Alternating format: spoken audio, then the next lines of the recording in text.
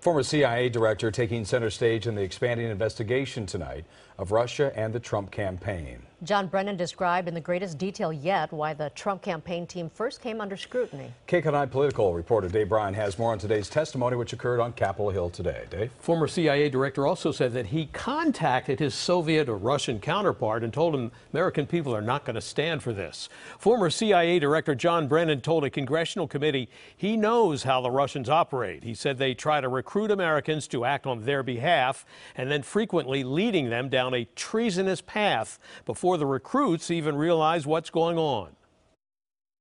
I do solemnly swear and affirm that the testimony you will give this committee will be the truth. The former director of the CIA, John Brennan, told the House Intelligence Committee about his concerns that the Russians may have recruited some Americans, whether Trump campaign associates or not, to help them meddle in the 2016 presidential election.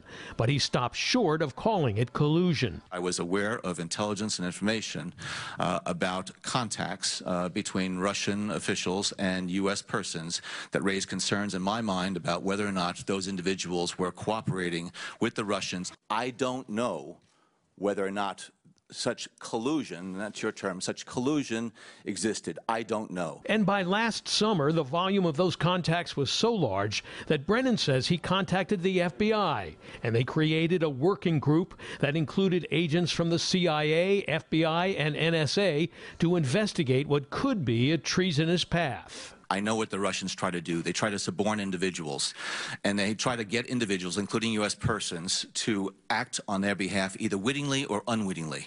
And frequently, individuals who go along that treasonous path do not even realize they're along that path until it gets to be a bit too late. Did the Russians believe that the U.S. government response would be so muted that they could get away with it and pay little price? Burbank Congressman Adam Schiff, the ranking Democrat on the House Intelligence Committee, told CNN the timing of the contacts between Trump campaign associates and the Russians are what make it all so suspect. This was taking place between a presidential campaign and Russian officials at a time when the director was aware that the Russians were embarked on a brazen effort to interfere in our election, in our democracy. So it's the context that I think set off the alarm bells for the director. But Republican committee member Trey Gowdy, in some tense exchanges, pressed Brennan to demonstrate if there's any proof that Trump campaign associates worked in collusion with the Russians. Did you see evidence of collusion, coordination, conspiracy between Donald Trump and Russian state actors? I saw information and intelligence that was worthy of investigation by the Bureau to determine whether or not such cooperation or conclusion was taking place. What was the nature of the information?